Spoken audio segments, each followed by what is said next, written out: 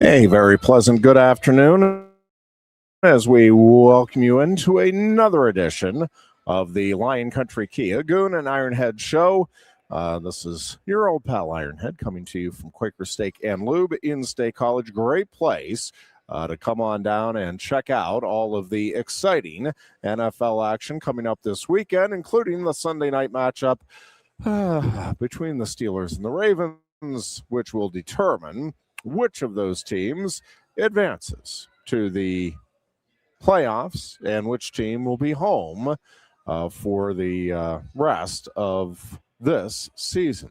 And we'll get into that, talk some Eagles football as well. And certainly we'll talk lots of Penn State football throughout the course of today's program. May get into some other items of sports interest throughout the course of the program today as well. And I believe the Dear Goon will be joining us shortly. A few things just to wrap up the 2025 campaign here for Penn State football. And I think if anybody at the start of the season said this team will go 7-6, play in the Pinstripe Bowl, lose its head coach, and you'll be feeling pretty good about where the program is, I would have said you're absolutely nuts. And yet, that is, I think, at least where I'm at. I feel pretty good about the overall state of the program, the way this thing finished up this past season. And, you know, not just the 4 straight wins, kind of the way they won it. And I think that Pinstripe Bowl victory is a nice memory now to take into the offseason. And, you know, a special moment for the seniors, and especially those that play. And I do give Denai Dennis Sutton a absolute ton of credit for not only playing, but playing at a very high level in that Pinstripe Bowl as we welcome the Dear Goon in. Goon, Happy New Year. Hope Christmas was good to you. Santa was kind. And get your impressions here on the Pinstripe Bowl performance. And again, I open up saying if you told me at the start of the year this team would go 7-6 and play in the Pinstripe Bowl, and I'd be feeling pretty good about things, I would have told you you're absolutely out of your mind.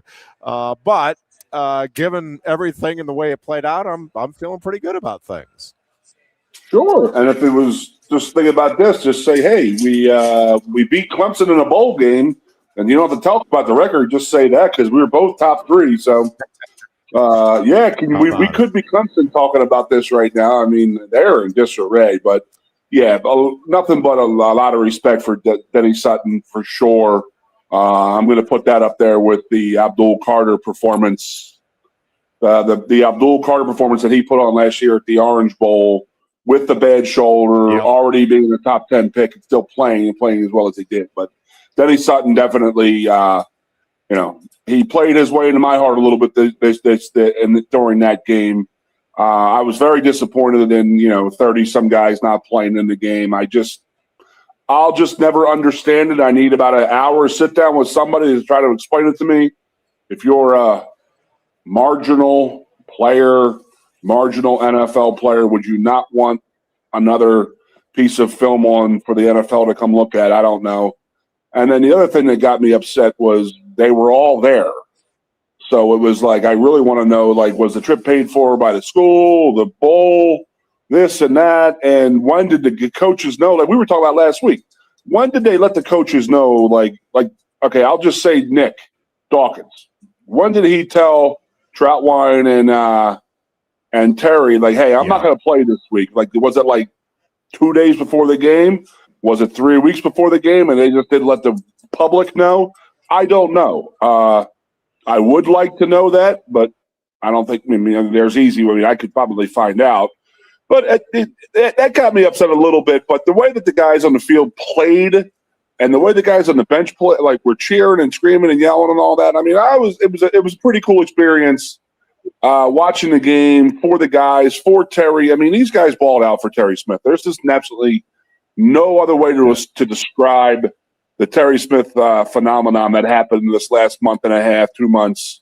And, you know, all the stuff that's coming out about Franklin, you know, doing this and doing that, and how different it was under Terry and stuff like that. It's just some crazy stuff we're reading about now. But perfect way to end the horrible, horrible season.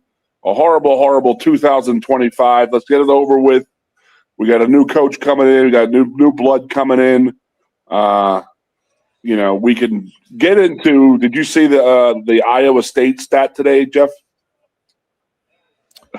I don't think so. Yeah, with all of their transfer portal entries and guys that graduated, they have 16 scholarship players on the roster right now. That's unbelievable. Yeah, that is. I did not see that, but that is a really tough spot, and this is. I don't know what you can do about it. I don't know that you should necessarily do anything about it, but it does stink if you're a program like Iowa State, right? And it's one thing to lose your coach. It's one thing to lose seniors that you know you're losing, but to basically lose your roster and have to truly start from scratch. That's just a very tough thing for any program to have to go through. So yeah. I do feel for them. Again, I'm not sure what you can do about it. I'm not sure necessarily anything should be done about it, but it just it stinks. It's brutal, right? If you're an Iowa State fan, that is absolutely brutal, and there's not like they're just sitting there and you know, from everything at least publicly that they said, like it felt genuine that they felt good for Matt Campbell, that man, this was the right opportunity for him. I mean, they came out, there was no sour grapes there. There was a lot of what seemed to me to be genuine gratitude for all that Matt Campbell had done for them. And I think there was a realization, and you know, I was listening to some discussion over the weekend on some of the national Fox Sports radio shows, just talking about the state of college football in particular, college sports in general, and the idea that these coaches now, by and large, and maybe it's always been the case, I don't know, but by and large now, you care about where you're at only because of the paycheck that is coming with it. In other words, you know, James Franklin didn't give a rip about Virginia Tech 6 months ago, obviously. But now that he's employed there, well, the reason that he has the love and the passion for Virginia Tech right now is that he's employed there. There's no other, you know, there's not like that, man, this is where I want to be because I've dreamed about this all of my life. And generally speaking, for most coaches, I think that is probably the case these days. And, you know, I'm not sure how much of an exception, if an exception, Matt Campbell is, but it does feel like Penn State means something more to him than the paycheck, although there's no question the paycheck is a big part of why he is here now, right? I mean, if Penn State offered him $5,000 a year, I don't think he's making that move. But at the same time, this is a school he, you know, grew up, he says, rooting for it. It was a big deal when you got to go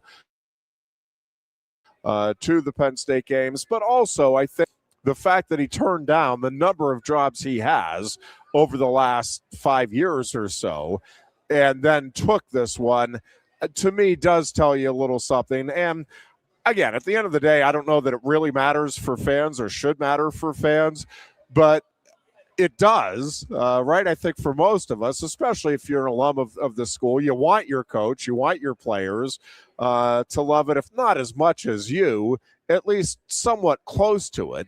And it does feel like Matt Campbell and, you know, Penn State here. And again, at the end of the day, if he's not successful, Does the fact that he loves Penn State, is that going to matter? Nope. And at the end of the day, if he doesn't have any deep, held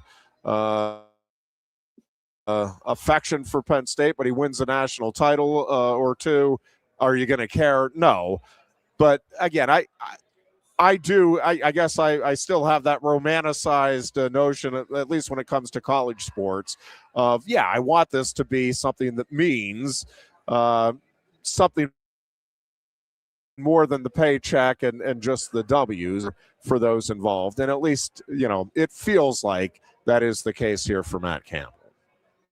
Yeah, it's just a weird situation in the transfer portal and when guys are chasing coaches and stuff like that. But, yeah, I mean, good luck to James out of Virginia Tech and all that stuff. I mean, I'm interested to see how many guys are going to follow him down there.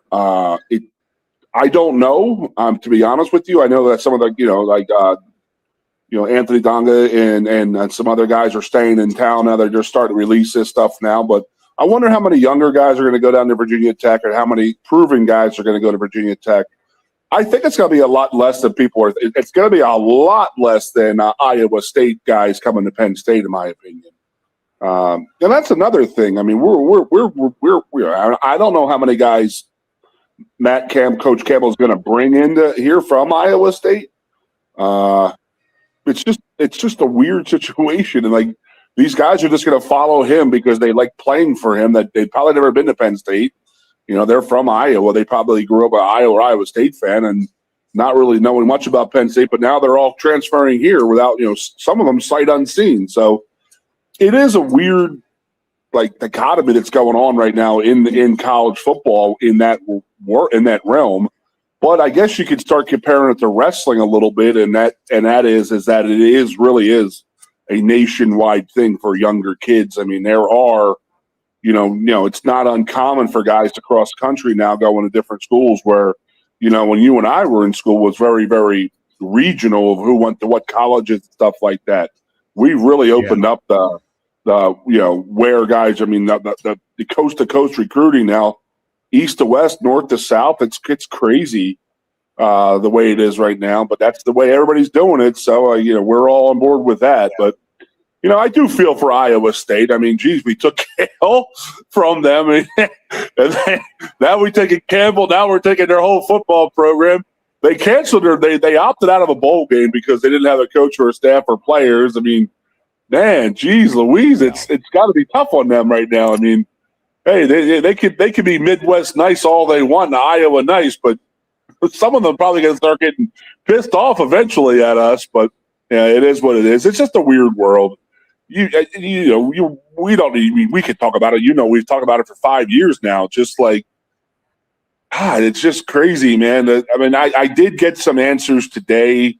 I have been calling around because I've really been thinking about this, and that is that when a guy enters the transfer portal, my question was, I'm not seeing many Penn State guys that are super big named guys that are going to go out and chase money. I'm seeing smaller guys that are in their first or second year, haven't really played much here, probably not going to play, so they're just going to transfer out. But if they're not offered, Jeff, if they don't get an offer when they enter the transfer portal, they're out. They can't come crawling back to the university they left. Did you know that? I mean, you can't just go into the portal, test the waters, and then come back to school. Like, once you enter, it's up to the university that you're left if they want to continue giving that scholarship to you. You know what I mean? So if you have a guy, Joe Schmo, enters the portal, who doesn't have an offer and doesn't get an offer, he's poop out of luck, man. And I didn't know that. I thought that they could come back on their own. I thought they could go in, test the waters a little bit, and then come back and say, okay, I didn't like what I got. I'm going to stay here. But that's not really the case. But then I also started thinking about it from the player's angle, and not many guys are going to enter the portal without having some kind of offer or some kind of, somebody nudging them towards, like, hey, get in the portal. We're gonna pick you up. We'd like to sign you. So I don't know. What do you think? Yeah, I mean the school still like you can still go back to your school. But yeah, you're right. They have the school has to say they're okay with that, Yeah, and not but they don't. want They're not that spot obligated to say. for somebody else. Yeah, Right. they're not obligated to give to retain your scholarship. So once you enter the portal, Penn State could say, "Hey, we're not going to reoffer you your scholarship. If you get if you don't get anything." So I didn't know that until today. Yeah, no, because once that's the scholarship is open, right, as soon as you hit the transfer portal, and so I mean it makes sense.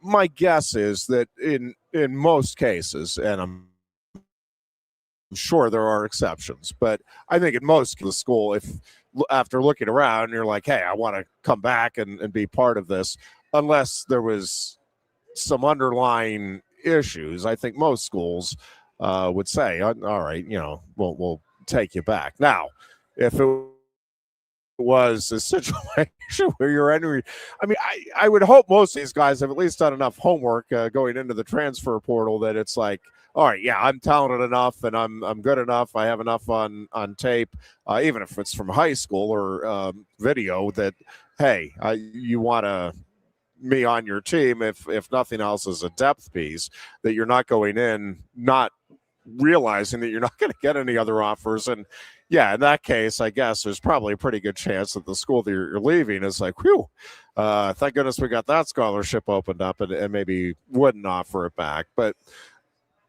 I don't know. I think most schools, again, there's a reason you had that kid on scholarship to begin with. But again, it is such a different world, as we keep saying, Goon. It's hard to know how schools and kids are really looking at this stuff and navigating it.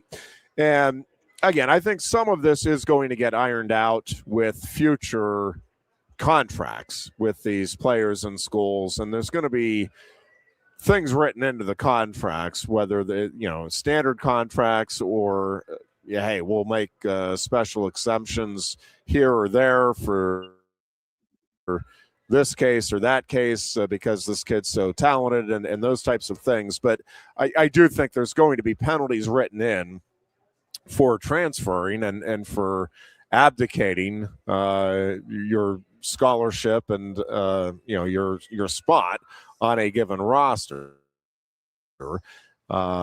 And again, whether the school that you're going to or you personally are need to make good for that, that's up to you and the school you're going to. But I think some stuff will settle down a little bit just because it has to be part of the contracts moving forward. And to that end, Goon, I also think it's something I'm with you. I was thinking a lot about it while watching the Pinstripe Bowl. And, there are fans that are, I think, genuinely angry at guys like Nicholas Singleton and Katron Allen and Nick Dawkins. And we did have somebody in the comments, Dom said after the Pinstripe Bowl, Dawkins was out after Rutgers. We just did not get told. A couple of questions I have. So I'm not, there are fans that are bitter about it. I'm with you, Goon, in that I don't really understand it, and maybe I just don't understand enough about how the NFL works. To me, and I've never been in sniffing distance of any kind of a role with the National Football League, so take it for what it's worth, which is pretty much nothing. But if I were looking at this from an NFL management standpoint or a coaching standpoint, I mean, how do you not see that as, hey, this kid quit on his team and wasn't there for, his entire career. He didn't show up. And, I know the injury thing, and I guess there are certain cases where, again, maybe a Pinstripe Bowl and a first-round draft choice, it's like, all right, man, let me weigh the impact here of an injury versus whatever stats I'm putting up. But for most players, Goon, and Nick Dawkins to me is a great example. Like, do you not? I mean, correct me if I'm wrong. Nick Dawkins, I don't think is anything close to a surefire NFL starter, let alone NFL roster spot guy. And so to me, I would think if I'm Nick Dawkins, I'm saying, yeah, I want to go out there and show one more time, hey, this is how good I can be.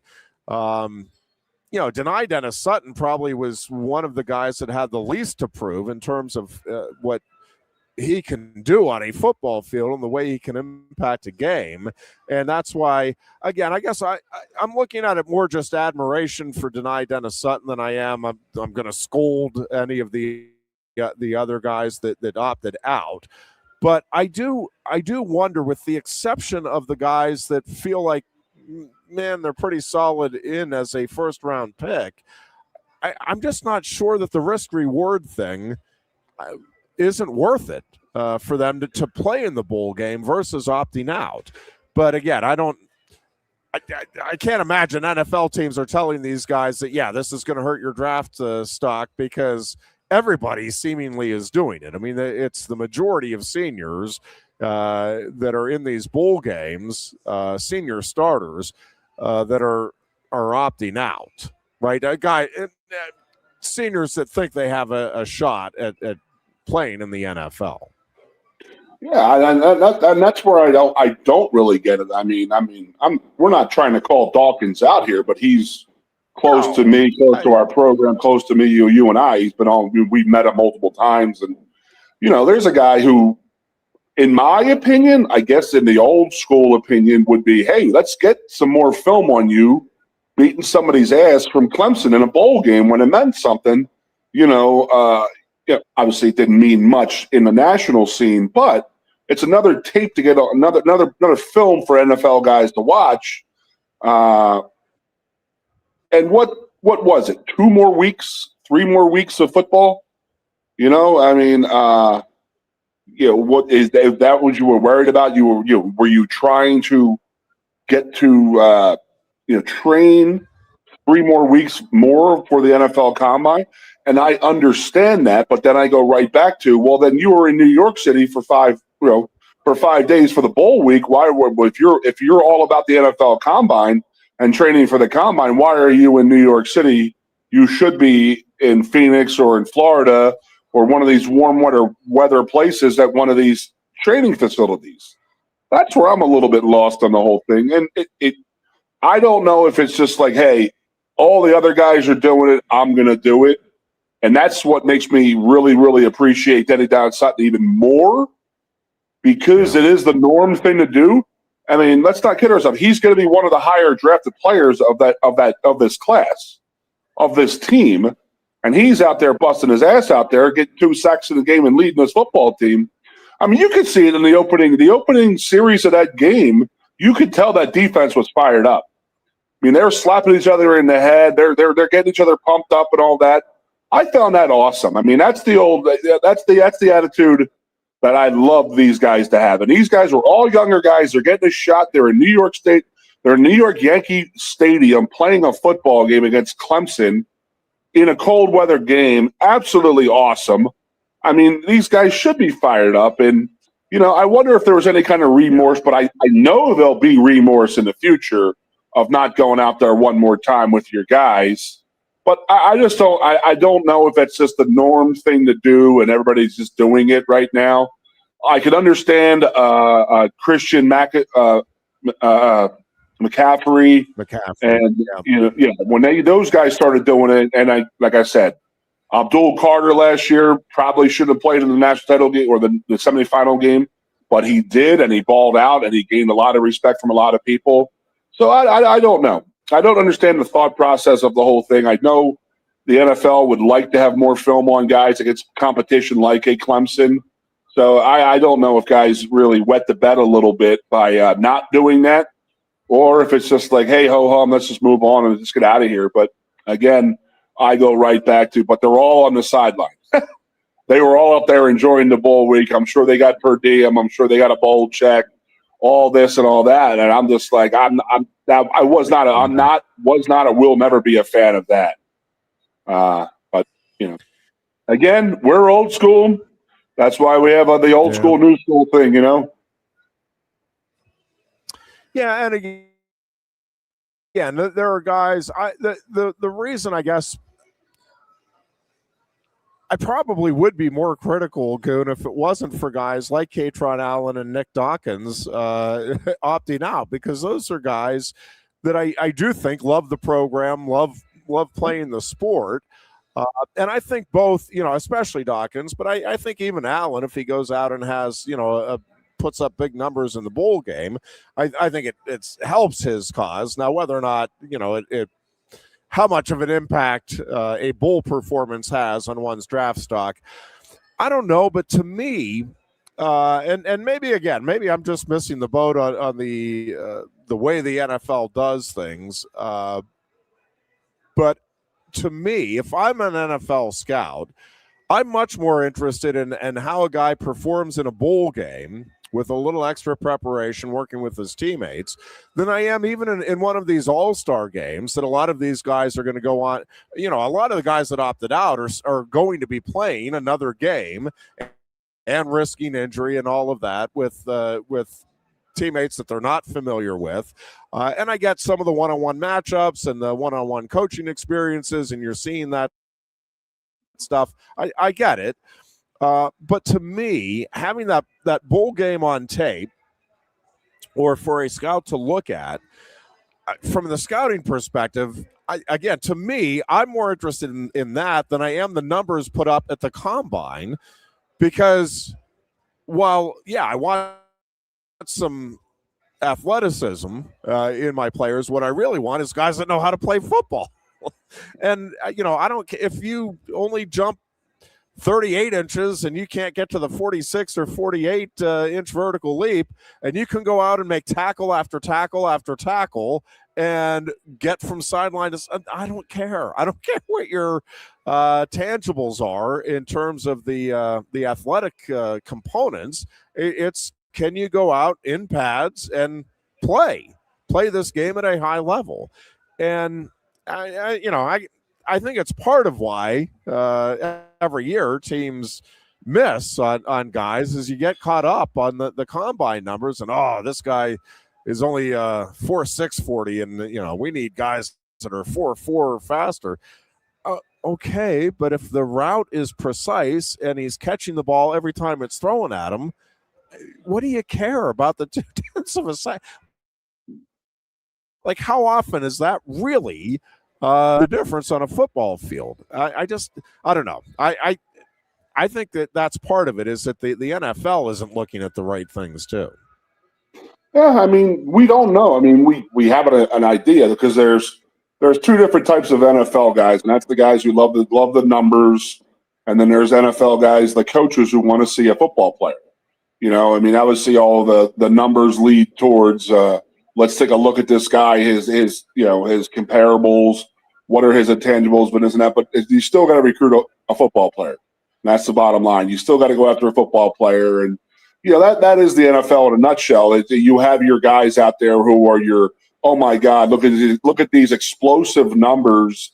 He killed the combine, but then then you have another guy who, he ran a really slow 40, but the guy was a 4-year starter at a Big Ten school, 3-time All-American, but the guy's a football player. But you're not going to take a look at that guy because his numbers aren't that good. So that's the fight in the NFL all the time. So, again, this is a lot like a lot of the college football stuff right now. A lot of it needs cleaned up with the coaching carousel, the timing of the portal, the playoff games, all of this and all that. It's just, why do we have conference title games if they don't mean anything? Why do we have this? Why do we have that? Why do we even have a non-conference schedule? All that stuff. So all that stuff's going to hopefully get fixed out in the next couple of years. Take a break here. When we come back, we will talk about Penn State's new defensive coordinator and how that came about, discuss that a little bit, and kick around the importance of it as we continue. It is our Tuesday edition of the Goon and Ironhead show. Again, this will be our only show this week. No show New Year's Day. We'll be watching the college football playoffs along with the rest of you, and we are coming right back after this. From decorating the tree to family dinners, gift exchanges, and get-togethers, the holidays are filled with traditions. Why not start a new one this year with a Kia during the Season of New Tradition sales event at Lion Country Kia? No matter where you're traveling this holiday season, the spacious 7-seater 2025 Kia Telluride can get you there. Lion Country Kia has 16 available with as low as 0.9% APR for up to 60 months or up to $2,000 in Kia finance rebates. But that's not all. Lion Country Kia has a great selection of Kia Sorentos, Sportages, Seltos, and more. There's 84 vehicles ready to move. And many have Kia's Season of New Tradition sales event retail bonus cash as high as $1,000. Happy holidays from the staff at Lion Country Kia, 1334 Driveover Street off Shiloh Road behind Sam's Club, State College. If you love wings, if you love rings, and all kinds of other tempting things, great times, great food, get to Quaker Steak Lube. Get our Best Wings USA, signature sauces, mouth-watering appetizers, or any of our delicious award-winning lube favorites. Great times, great food, get to Quaker Steak Lube. I'm the Modelo Recruiter, and I'm looking for fans with good hands and great speed. The ones who stay focused and never miss a play. They go the distance on game day, even when their team is away. I'm always watching, always looking to reward more full-time fans. Because football isn't really football without you. Lusk & Associates Sotheby's International Realty proudly presents the introduction of our new State College office at 314 South Borough Street in State College. At Sotheby's International Realty, we advertise locally, nationally, and internationally, bringing the best of advertising and promotion to each and every one of our properties, big or small. Call now. A lot has changed about State College. One thing that hasn't is W.C. Clark's Coffee Roasters on 234 East Calder Way. 30 different varieties of specialty coffee beans sourced from over 25 countries and roasted with love each morning in Happy Valley for over 45 years. They'll ship their fresh roasted coffee from their doorstep to yours. Order online at statecollegecoffee.com. That's statecollegecoffee.com. Hi, welcome to Timberland Federal Credit Union, a financial cooperative for its members, tracing all the way back to 1973. Experience Timberland Federal Credit Union, where you're greeted with a smile and financial solutions are tailored to your unique life journey. Here, we're not just financial professionals, we're your neighbors, people invested in your financial needs, literacy, and empowerment. Your dreams matter to us, whether they're about buying a home, growing a nest egg, or embarking on new adventures.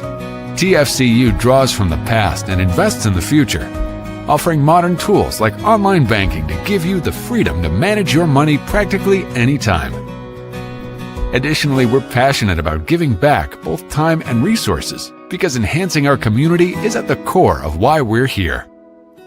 Visit TFCU in person or online to learn more about our services and apply for a membership today. WFXS, once again, the Fox, your sports radio. Broadcasting live, loud and proud from Central PA's Sports Authority, WFXS America. 98.7, the Fox, State College. And we are back here on this Tuesday afternoon, the eve of New Year's Eve.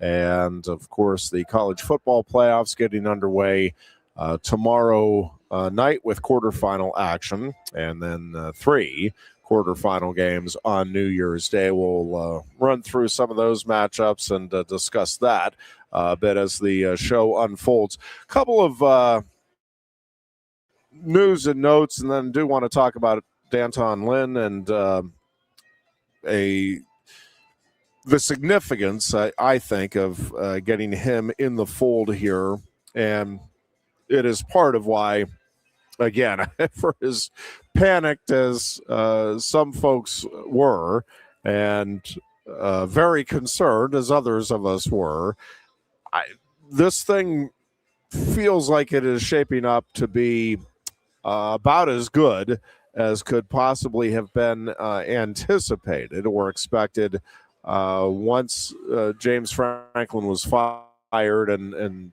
this season, in terms of the aspirations at the start of it, became a lost cause. And again, I don't think it can be understated what Terry Smith did this season and his import in having a pretty optimistic outlook now for Penn State football. And it was really cool to see once again the chance of Terry raining down on the Penn State sideline toward the end of the Pinstripe Bowl. And I think it was a great moment, another great moment for him,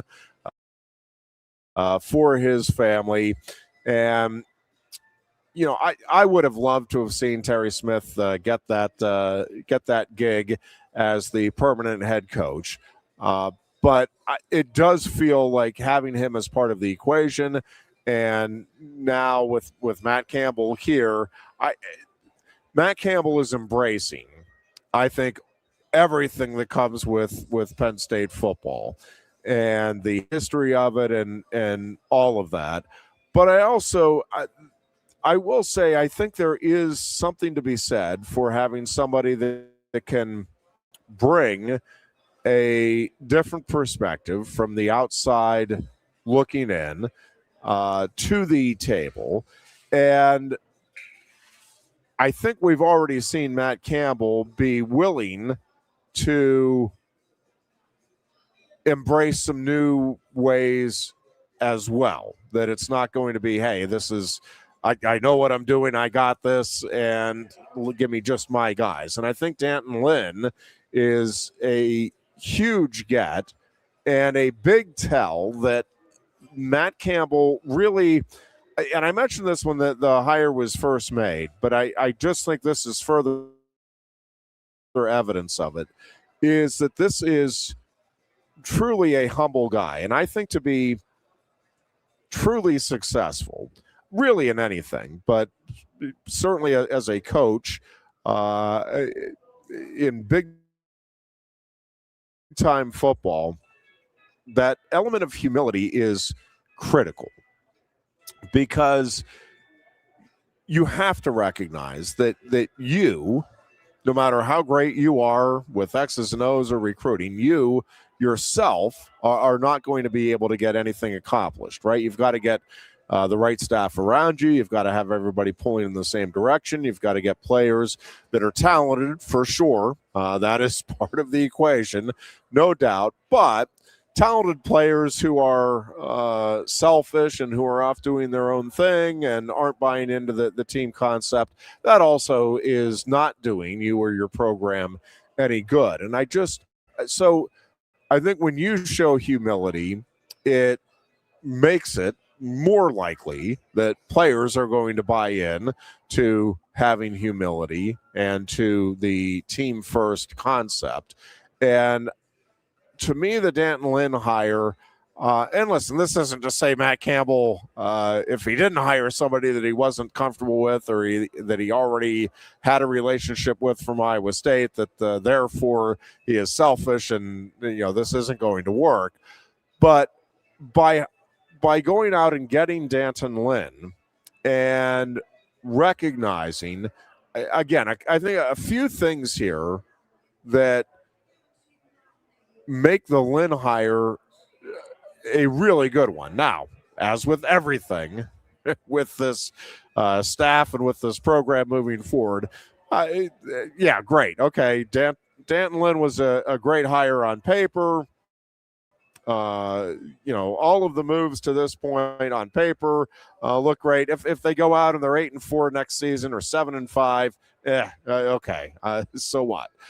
So yes, all of this still needs to come together, and we need to see it play out in a positive way. But I think I love what I'm seeing from some of the players, from Ethan Grunkemeyer in the bowl game and really down the stretch this season. I really liked what we saw from him. Having Anthony Donko back is a huge deal. To me, that is really important when you start looking at the way this thing can shape up next year. Andrew Rappelier, who had the big touchdown, excuse me, to kind of put that game away in the Pinstripe Bowl, has announced that he will be back next year. So I think, Goon, again, I think it's a combination of Matt Campbell coming in with the right approach and just having the right personality for this thing. But I think he's taking the right approach. And I think Terry Smith, I just think he has been such a vital component to the way this season finished up and to now, Goon. I don't think we're going to have a mass exodus. There's going to be more players leaving, and I'll be shocked if some of them at least aren't guys that you're like, oh, man, I really wish that guy would have stayed. But I'm starting to get more confident with the idea that this isn't going to be a mass exodus, that a lot of these guys liked the way Terry Smith handled things down the stretch, and I think feel like Matt Campbell and Terry Smith will keep this thing going in the direction of, yes, we want to win, we want to be successful, but we want to do it the right way, and we want you guys to be accountable, you guys being the players. You are accountable for yourself, to your teammates, and ultimately to your family, to your whatever legacy, whatever that comprises. I think there is.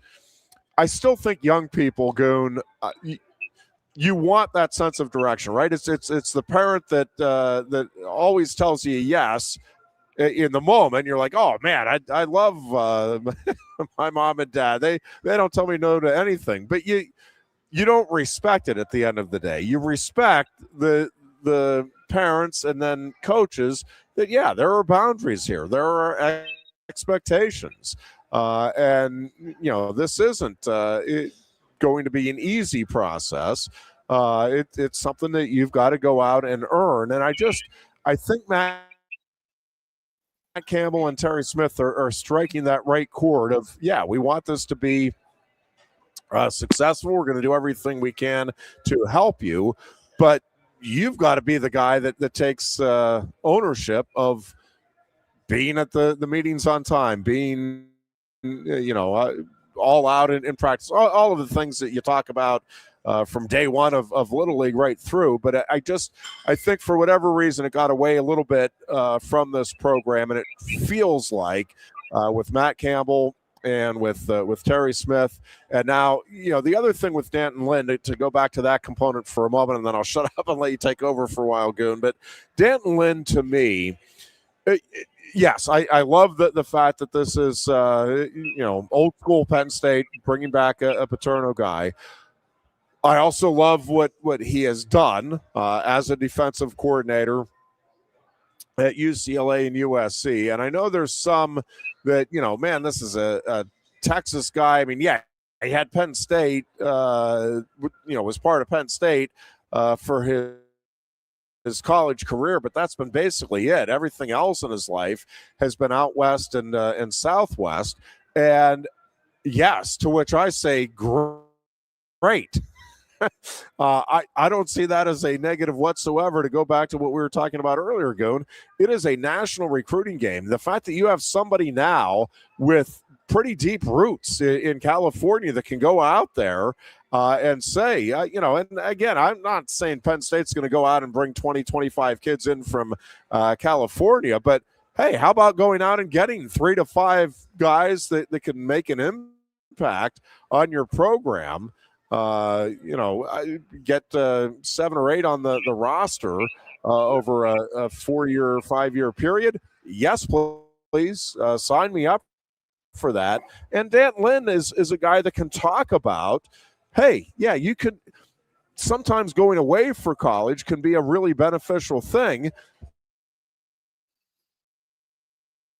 He was in Texas and he went away to coast, of which he speaks here that, hey, yeah, this Penn State thing can be a good thing. And then you can go back to your life, in your hometown or any doggone place you like.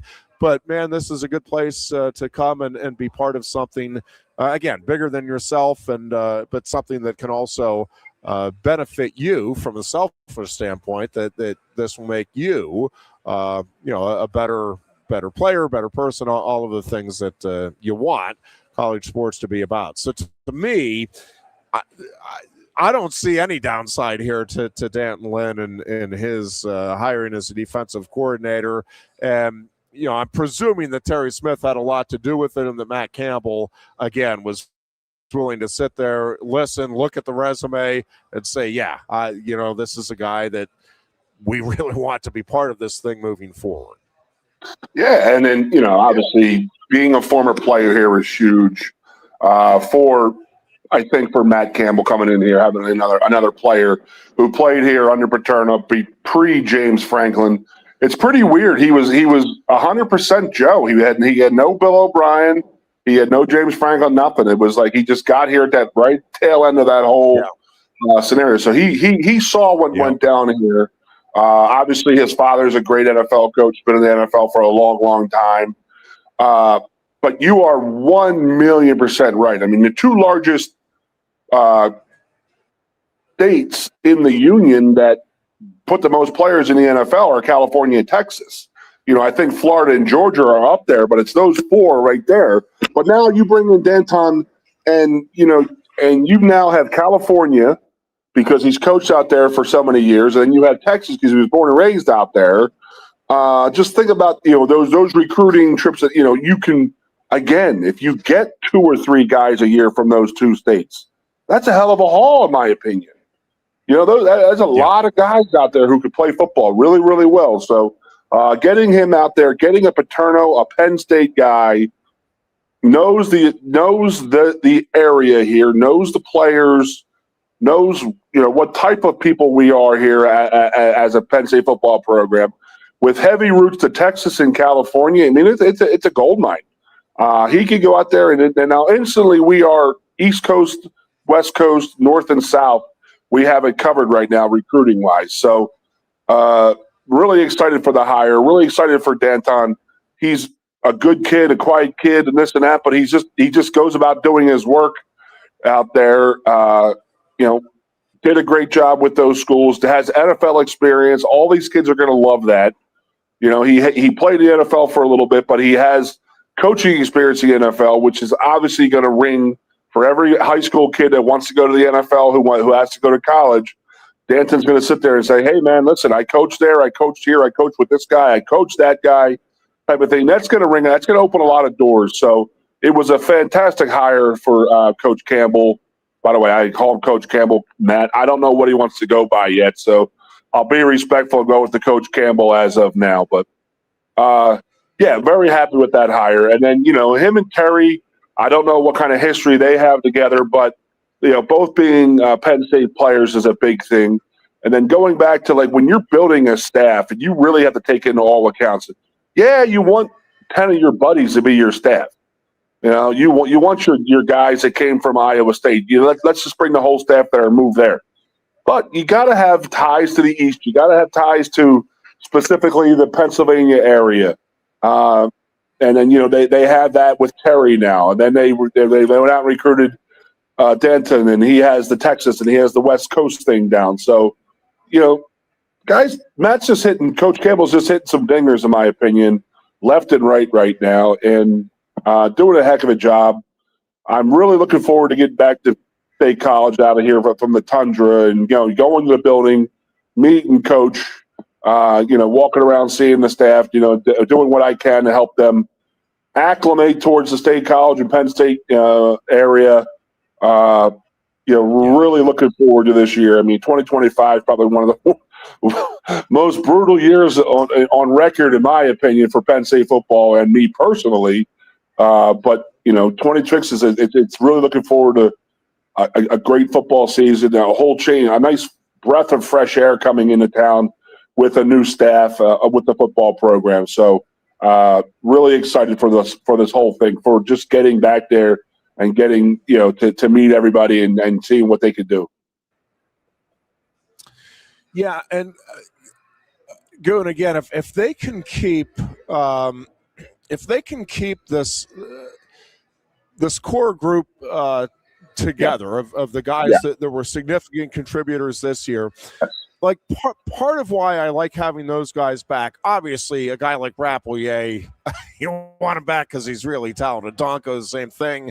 Grunkmeyer, same thing. I got to tell you, Goon, I know I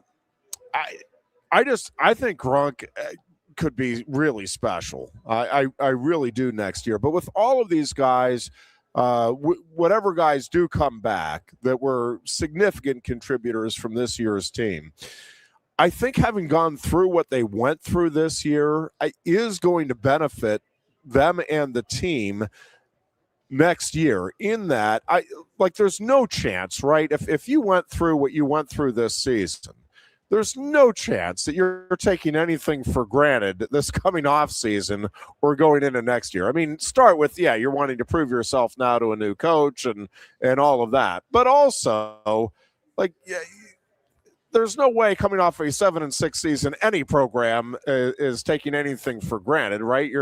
You've got to be reflecting on yourself and what you can do to make yourself better, to try to prevent a program that has the history and tradition that Penn State does and the expectations that Penn State does from having another year like this past year. But also now, I think with the way it finished up, you kind of have all right, we saw what didn't work and whatever it was, and I think, again, it was multiple things. And then we now have, all right, and this is what did work. And so you can use all of that in the off season, I think, for growing opportunities. And if they can return most of the guys that are eligible to come back that were contributors, and again, I don't know if you're getting the same feeling, and we'll see.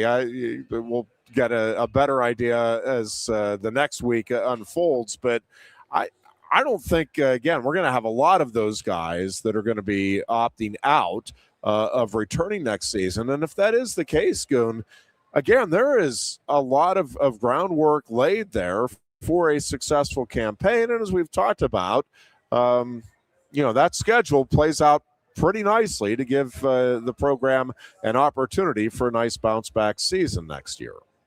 I agree. Let's talk about that real quick. The schedule is very, very it's very school-friendly. Let's not kid ourselves. It's a very, very it's a really good schedule for a first-year coach getting out here. There's going to be a lot of people who are going to be negative and this and that, but then he's going to start off doing really great because it's not what we would call a whale of a schedule. It's not really that brutal hard of a schedule. So I don't know if that came into play with Coach Campbell making this decision to come here or not. But so let's get back to the players that are staying, and that's the Donkos, the Raps, and the Grunkmeyers. And that's the core of those guys. That's the core of that team that you need.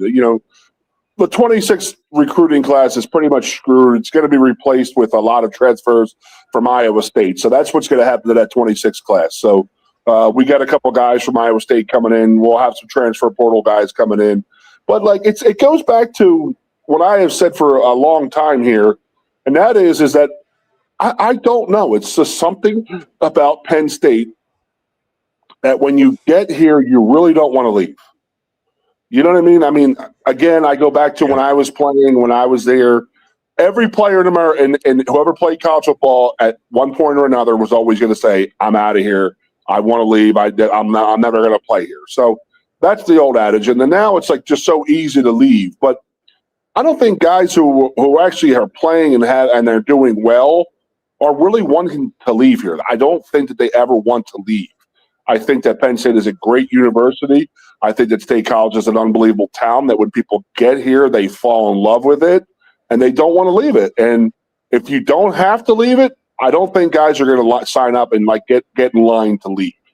I think the guys are going to leave, and this is the part that I have issues with right now, and that everybody in the world with a social media account all of a sudden has turned into Kirk Herbstreit. Oh God, the world's ending right now. He's leaving. 90% of the guys that are entering the transfer portal, you probably couldn't even name their position or their number. I mean, that's 100% how I feel about it, because I have to look at them and say, who is that? Now, if you see a guy like Grunkmeyer and says, I'm entering the portal, that's when you start saying to yourself, okay, there's something going on here. They're bringing somebody in, something's going wrong, or Grunk just didn't have a good experience here at Penn State. And I don't think that's the case. I think that anybody who comes here has a good experience with playing football, and especially going to the university. I think that the school was built for, the students. I mean, I think that it's just a great place to go to college. Anybody who comes here falls in love with it. That's just how it happens. So, Franny Ganner, recruiting back in the day, lie until you get them here. You got to get them here, baby. You got to get them on campus. You got to get them on a team. And when you do that, it's going to happen. It's nature's going to take over, and they're going to fall in love with the football program, the university, the town, everything. It's just how it works. So with Donka having God told him that he should stay in college football for another year, you know what else God told him to do? Play offensive tackle. Donka, you're not an offensive guard. God is screeching down from the heavens above. You play offensive tackle. Jeff, let's talk about the performance of this offensive line this past weekend. Yes, let's. You noticed because wow, I mean, they had chips on their shoulder. They were running piles. They were running guys over piles. They were planting asses in the ground. I love the way that those guys played. It was like they were finally had the opportunity to play, and they were just like caged animals, just like let out, and just like they just went off, man. I was screaming watching that offense in that first and second, watching that game on the other day. I can't even tell you what day of the week it is. I think it was Saturday. I think that's what the game was. But, yes, I was absolutely ecstatic about how that offensive line and tight ends played, that offensive front and our run game. We had a running back who hasn't had but 13 yards in his career. And that was as a true freshman 2 years ago. This past year had 0 carries, and he rocks 100-plus yards. I mean, that's on the offensive line. And I know Clemson was down. I know they were down, and they didn't want to be in that snowy, wet game and all that, but I don't care. Yep. Those guys took care of business up front. Cooper Cousins is a budding superstar, in my opinion, and I love the way he plays the game. He plays with an attitude, but you watch him. I watched him a couple plays. He knocks some people on their asses, and the greatest thing he does is he picks them back up. There's nothing more degrading as a defensive player than getting knocked down and then getting picked up by the guy who knocked you down. I love it. So I was ecstatic at how that offensive line played the other day. Yeah, and I agree, but also the backs taking advantage of what that line was giving them. And, you're obviously trying to replace the I don't think it would be arguable, the greatest tandem of running backs in Penn State history. Yeah. There have been some great tandems, but I mean, not record-setting the way those two were. But it does feel, and we've talked about it even before this season, that the depth in that running back room, tight end and running back were just the two spots that you were not worried about in terms of depth. And I'll add to that now with what it looks like this is going to shape up for a quarterback next year. I think Penn State's going to have some really good quality depth at quarterback next year too. And I got to tell you, Goon, I know I think Matt Campbell will let it play out, but as we sit here right now, there's no way Grunkmeyer can't be your starting quarterback next year, right? Like that guy's just too good. And I think he's going to get better and better. Has Beck from Rocco Beck from Iowa State? Has he announced is he transferring? Is he coming here, or has he announced anything? No, he's coming in, but I just and listen, if he comes in and he beats out Grunk, all the better, I guess. You say, man, but I just I know there's a comfort level there, and there is.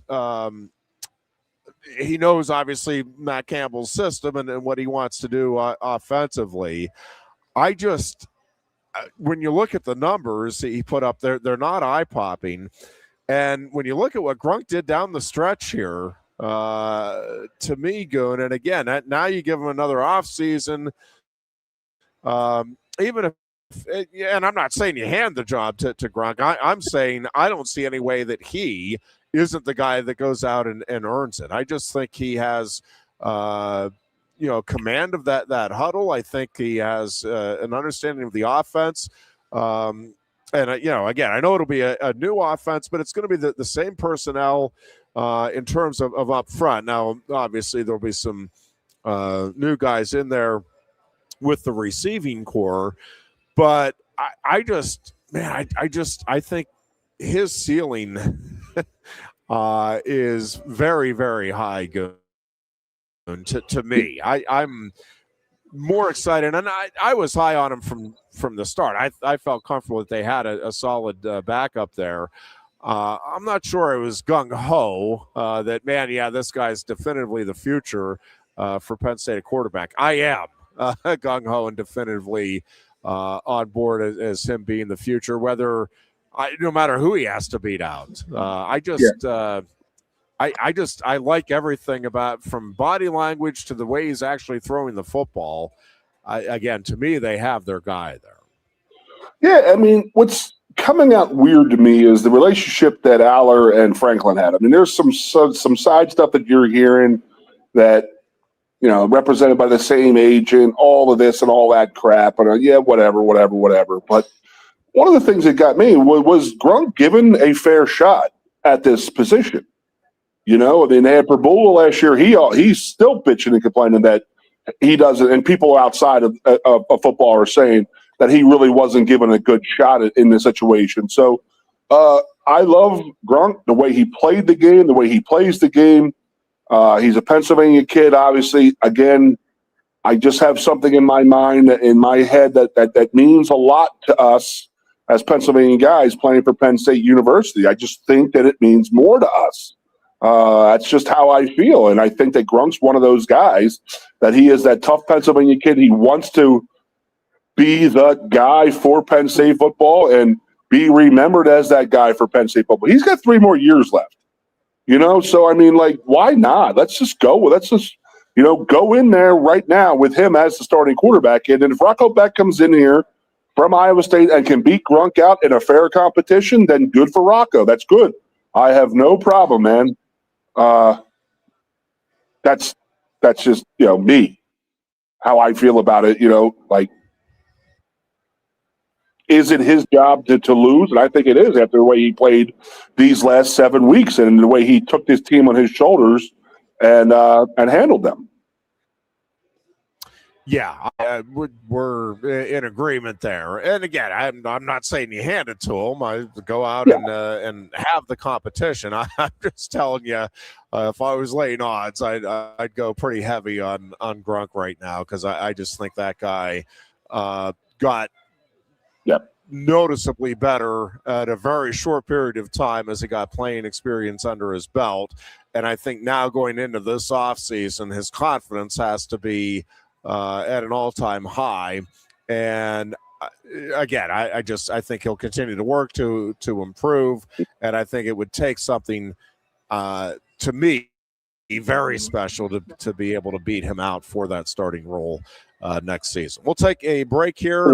When we come back, we'll talk some NFL. Oh, the beloved Steelers need to win now on Sunday night. A lot of Tomlin hate out there. I want to talk a little bit about that in the game with Cleveland this past week. So we'll touch on that, the Philadelphia Eagles, as well as we continue with the Lion Country Kia Goon and Ironhead show here from Quaker Steak and Lube, our only show this week. Again, we will be off New Year's Day, so don't go anywhere. Hour 2 rolls your way.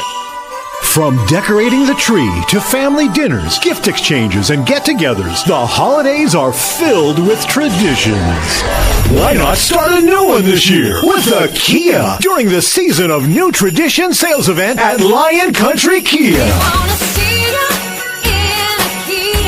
No matter where you're traveling this holiday season, the spacious 7-seater 2025 Kia Telluride can get you there. Lion Country Kia has 16 available with as low as 0.9% APR for up to 60 months or up to $2,000 in Kia finance rebates. But that's not all. Lion Country Kia has a great selection of Kia Serenos, Sportages, Seltos, and more. There's 84 vehicles ready to move. And many have Kia's Season of New Tradition sales event retail bonus cash as high as $1,000. Happy holidays from the staff at Lion Country Kia, 1334 Driveover Street off Shiloh Road behind Sam's Club, State College.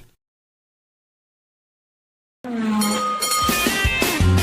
you love wings, if you love rings, and all kinds of other tempting things, great times, great food, get to Quaker Steak and Lube. Get our Best Wings USA, signature sauces, mouth-watering appetizers, or any of our delicious award-winning lube favorites.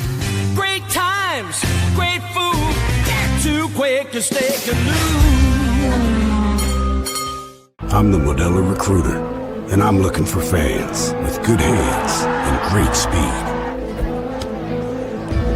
The ones who stay focused and never miss a play.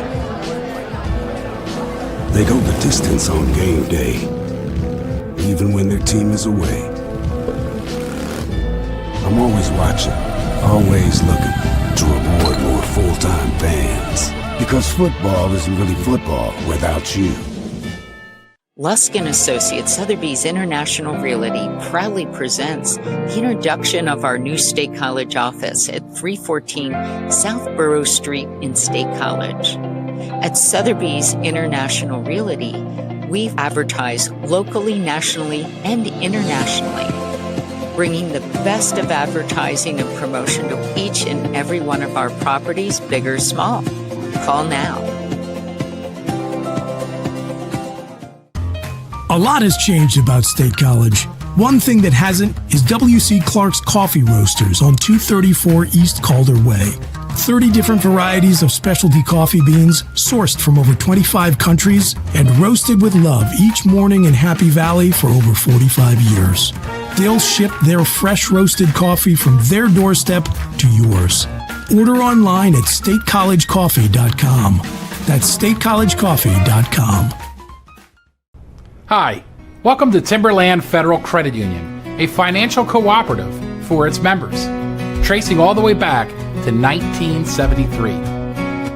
Experience Timberland Federal Credit Union, where you're greeted with a smile and financial solutions are tailored to your unique life journey.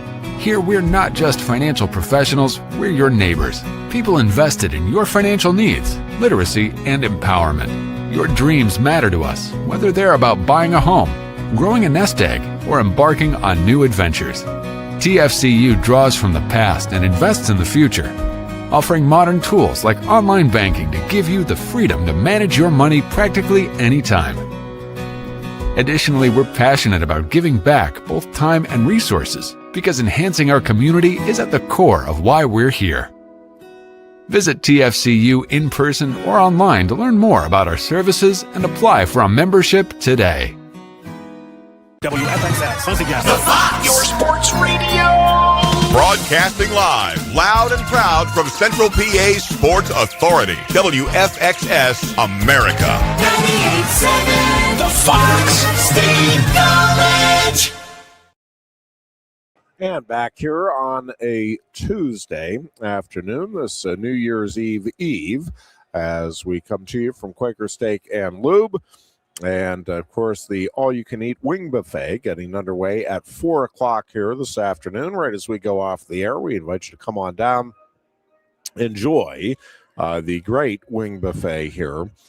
Great sides, by the way, that they have with the buffet as well. But Their normal big, juicy, meaty wings and all of your favorite sauces are available with the wing buffet that, again, gets underway here at 4 o'clock today and every Tuesday at Quaker Steak and Lube.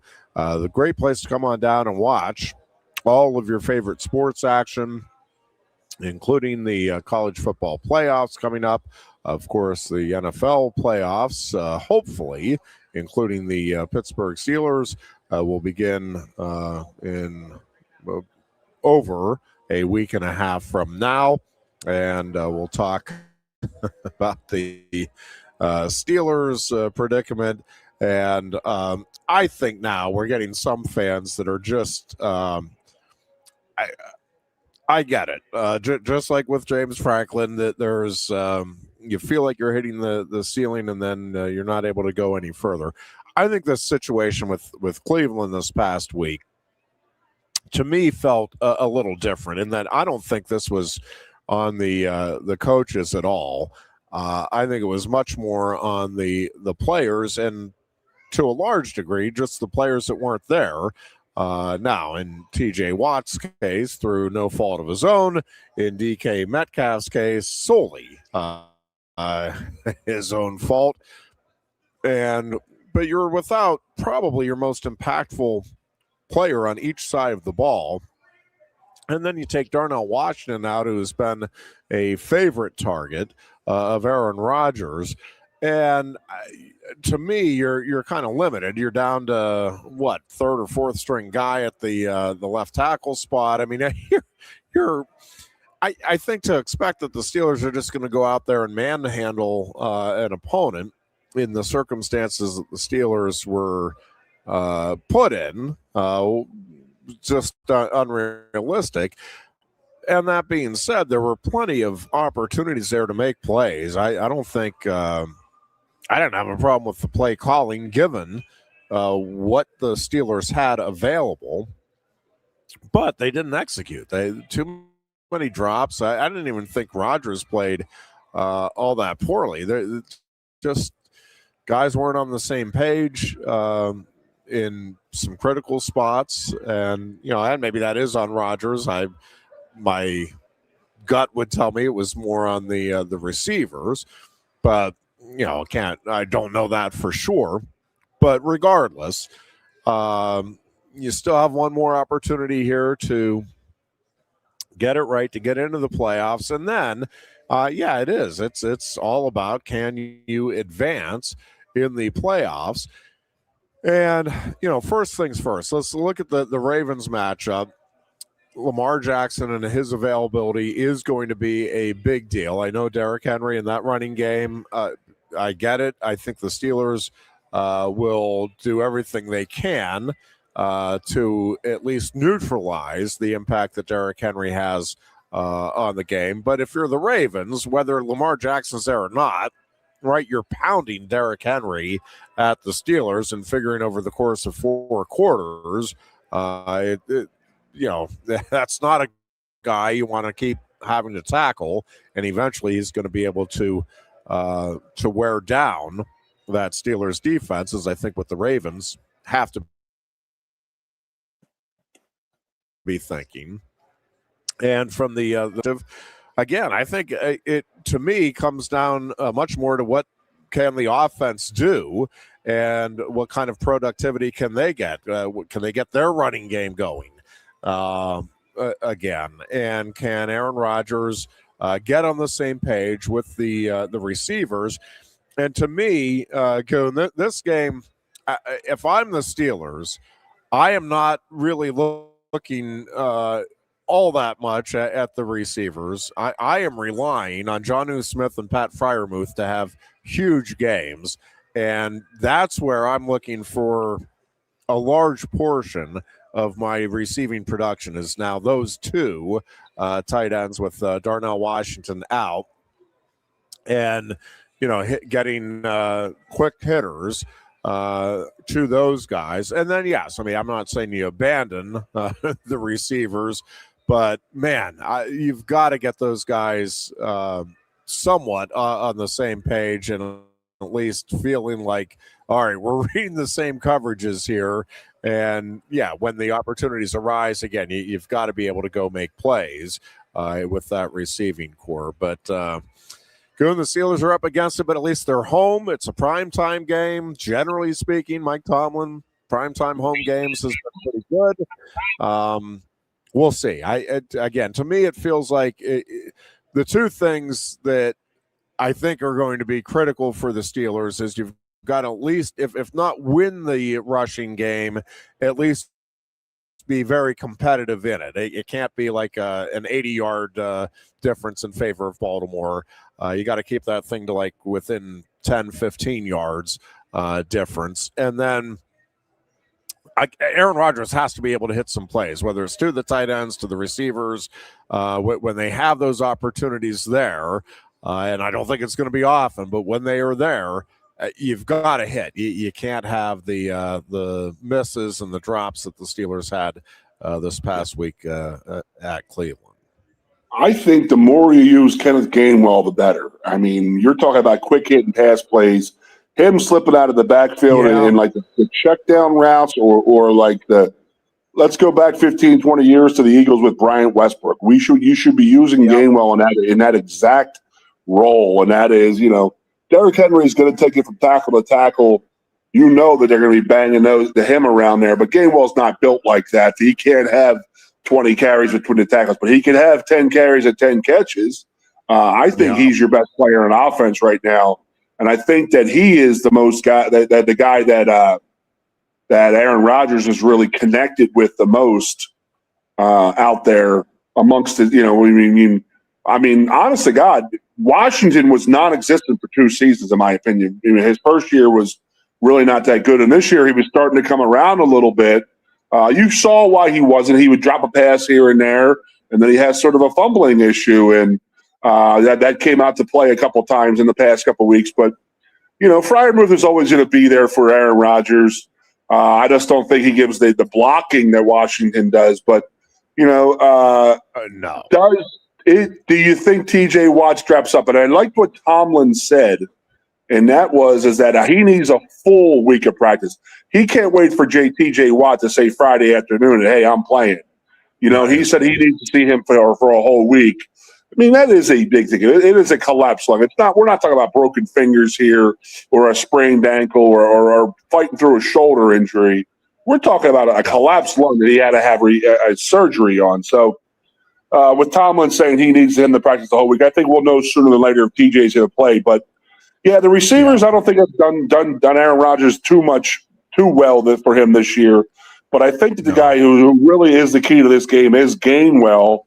And then they're going to pound Henry. That's just how it's going to happen. I mean, he took down Green Bay last week on his own. He beat the living crap out of those guys. So the Steelers better be ready for that to happen because I don't think that, Lamar is going to play. So I think that it's on Derrick Henry, and I think that they don't have a problem with that. Give him the ball 25 times and see what he could do out there. So, it's on. Everything you want is right there as a Steelers player and a Steelers fan. Win and you're in. That's the bottom line. And, win against your biggest rival. Your biggest rival is hurting right now without Lamar. But your biggest rival has the biggest, baddest cat in the jungle in Derrick Henry. So be ready to follow that. I mean, we sort of got talking now. We sort of have to talk about Derrick Henry being one of the best running backs in the history of the game. I mean, what he's doing and has done is just unbelievable. I mean, breaking long runs, not getting caught. His pass catching ability, but just how he takes games over, and then knowing that the box is full, they're trying to stop him, and he's still getting 100, 200 yards a game. I mean, my Lord, that dude is amazing. So again, I go back to what I said, and that is that the Steelers have everything they want. They got to be able to run the ball and stop the run. I mean, you can't ask for anything better of a Steeler football game than that. I mean, could you ask for anything more Steeler-esque than that? Nothing. There's nothing out there. No. What is interesting to me, so normally, right, you would think, all right, winner take all, home basically playoff game, an AFC North Division title game, if you will. All of the Big Ten title game before the playoffs.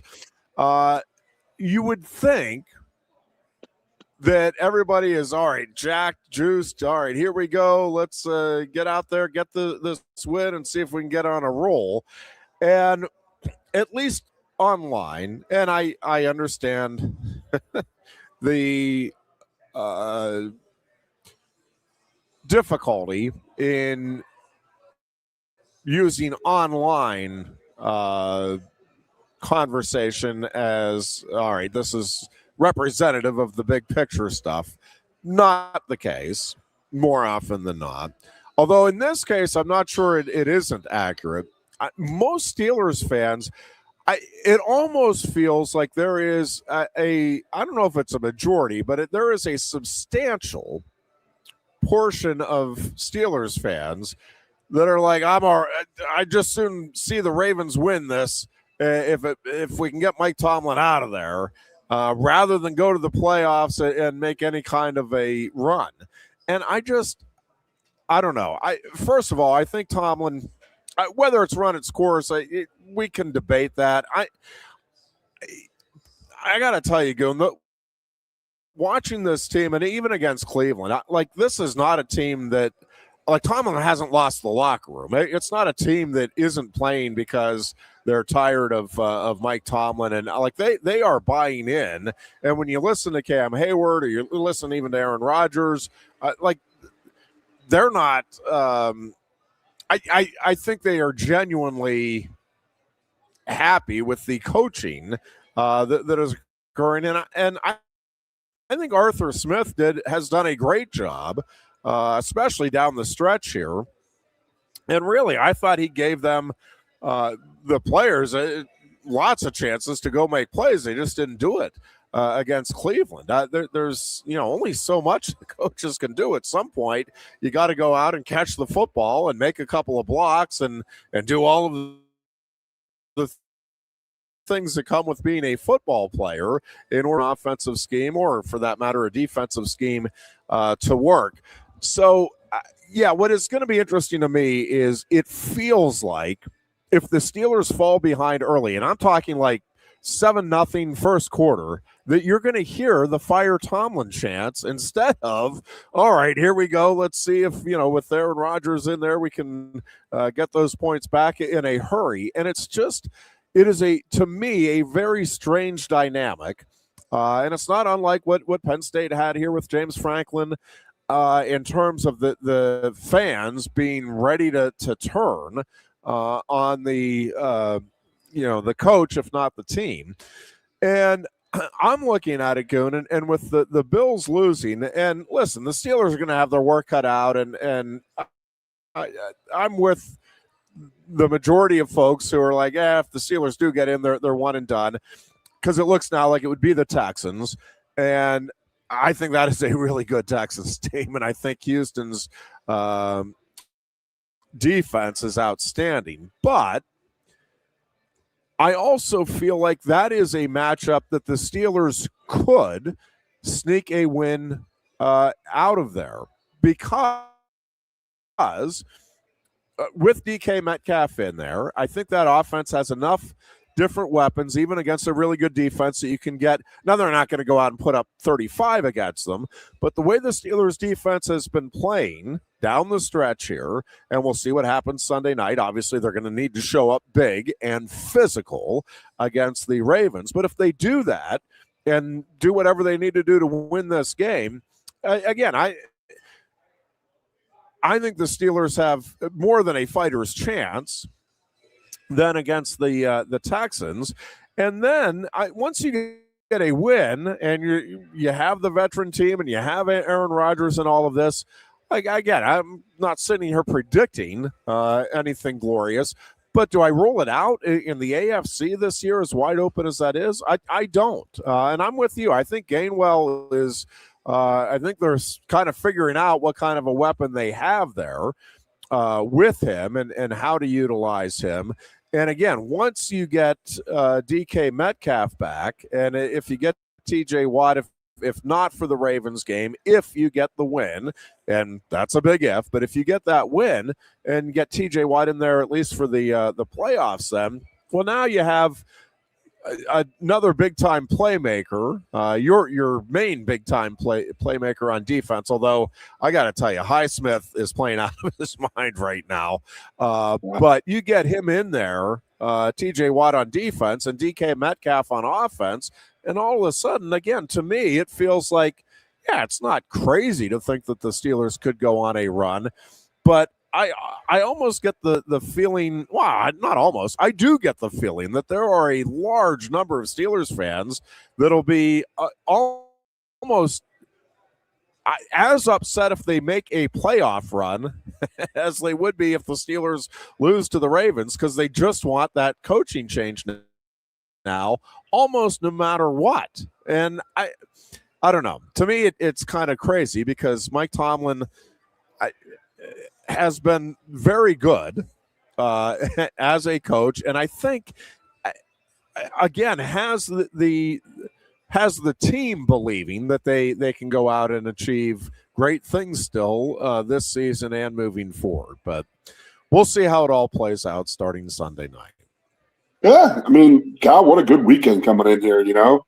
And it's just like, oh, well, they're not playing. All the teams are in already. I'm like, that doesn't matter. I mean, the way the playoffs are set up right now, I mean, the Eagles were a 2 seed last year and had a home game. And so all it takes is that one of those top guys to lose. And I remember Detroit getting upset by Washington last year, made the Eagles have the home NFC title game, and that was fantastic. So, these aren't throwaway games the whole weekend. So, I mean, you're playing for seeding in the NFL playoffs. So, I think that, Saturday with the, was it Tampa and Carolina, that's going to be a hell of a game because there's so much on the line. It's like when you start the playoffs early, it's pretty awesome.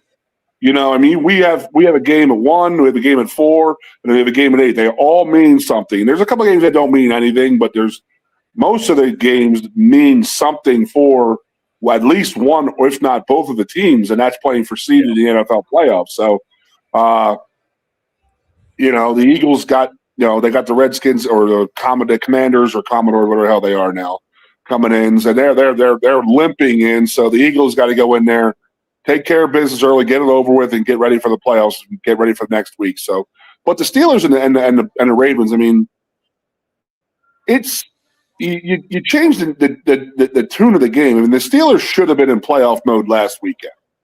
And then losing to the Cleveland Browns at Cleveland is just it's almost, I can see where people are so disappointed in Tomlin in that situation because it is a lot of the times that they do say he does play down to the competition a lot. And that was classic example of that was this past weekend and losing to the Browns. I mean that made the Browns year. That's the prevailing thought. I don't I don't think they played down. I mean, I guess if you want to say that they played down, but the reason they played down was they did not have DK Metcalf. They did not have Darnell Washington for a large chunk of that game. They did not have TJ Watt. They're down to third or fourth man at the tackle spot like that. It's you can say it's excuses, but it's also reality. Like those are your difference makers. And so the coaches can't. The coaches can't go make they can't create a DK Metcalf out of the rest of that receiving core or a TJ Watt out of the rest of the defensive ends. But the offensive end of it, again, I think the Steelers. I had no problem with the coaching. There were plays to be made. The players didn't go make them. They didn't have, again, a couple of their big-time playmakers. Yeah, and I mean, they didn't have Watt against Detroit. They really didn't struggle. I mean, they played a great game against Detroit. Maybe Cleveland scouted them well. I mean, that's an in-conference game, so in-division game, I guess that those things that you throw every records out of the window, I get it. But, I don't know who said it 2 weeks ago, but somebody said, you're going to tell me that the Pittsburgh Steelers aren't going to make the playoffs because of some blue-haired Detroit Lions wacko fan. I mean, I mean, entirely possible. Now, Metcalf was 1,000,000% in the wrong in what he did, but that idiot out there going, you have to be held accountable for his actions. Detroit's got to do something to him, like pull his season tickets or something like that. Now, I get it that you could say whatever you want to, but there is a line. And DK, he crossed that line when he went after the guy. And then what I'm upset about a little bit with DK is saying it was a racial thing.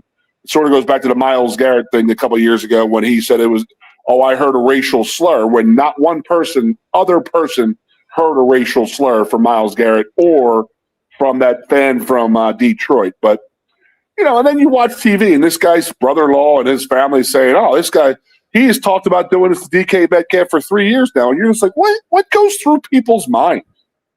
Now, I'm not saying what DK did was the right move. I don't understand what the hell he was doing and why no one was watching him at that time, how he just wandered back to the to the crowd and started singing. But I don't know. But, just something like that is going to affect that Steelers season so much of him not playing those last 2 games because that offense was not the same.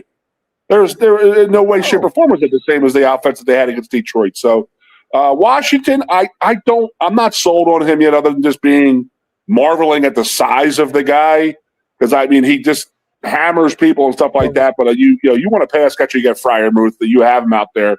But Washington must be a devastating blocker out there. So, yeah. Well, but with his size too, though, Rodgers loved him. I mean, he was a security blanket for Rodgers, whether right or wrong. I mean, he loved having that target out there. It's amazing when I say this, and that is because I have been around and I'm a large mutant human being. I get it. But when you look at a guy like that, you say, Jesus, that guy is freaking huge. He is absolutely enormous. He just looks like a comic book character out there. The sheer size of the guy out there and playing the way he does is amazing to me. So, yeah, woof. Woo-hoo. But I am looking. It's going to be a great weekend, a great couple days here coming in. We got the New Year's Eve games. You got the playoff games in college. Then you get right into the NFL on Saturday night. You have those massive games on Saturday night. Then all the games on Sunday, and it's just going to be a nice couple 4 or 5 days of football. The next, I should say, the last 10 days are fantastic too. So. As my mother-in-law would say every morning, what games are on today? What games are on today? What games are on today? Sorry, Bims, there's 4 more games today. More good ones coming up. We'll take a break here. We'll talk some college football playoffs on the other side as we continue with our only show this week. Again, no show New Year's Day. You are listening to the Lion Country Kia Goon and Ironhead show here on Sports Radio 98.7. From decorating the tree to family dinners, gift exchanges, and get-togethers, the holidays are filled with traditions. Why not start a new one this year with a Kia during the Season of New Tradition sales event at Lion Country Kia? No matter where you're traveling this holiday season, the spacious 7-seater 2025 Kia Telluride can get you there. Lion Country Kia has 16 available with as low as 0.9% APR for up to 60 months or up to $2,000 in Kia finance rebates. But that's not all. Lion Country Kia has a great selection of Kia Sorentos, Sportages, Seltos, and more. There's 84 vehicles ready to move. And many have Kia's Season of New Tradition sales event retail bonus cash as high as $1,000. Happy holidays from the staff at Lion Country Kia, 1334 Drivewood Street off Shiloh Road behind Sam's Club State College. If you love wings, if you love rings, and all kinds of other tempting things, great times, great food, get to Quaker Steak Lube. Get our Best Wings USA signature sauces, mouth-watering appetizers, or any of our delicious award-winning lube favorites.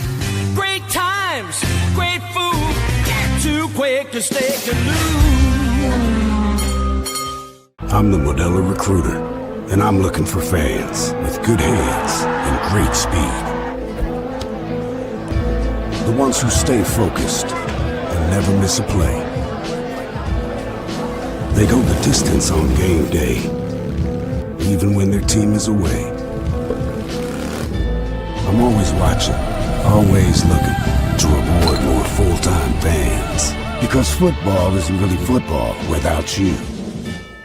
Lusk & Associates Sotheby's International Realty proudly presents the introduction of our new State College office at 314 South Borough Street in State College. At Sotheby's International Realty, we advertise locally, nationally, and internationally, bringing the best of advertising and promotion to each and every one of our properties, big or small. Call now. A lot has changed about State College. One thing that hasn't is W.C. Clark's Coffee Roasters on 234 East Calder Way.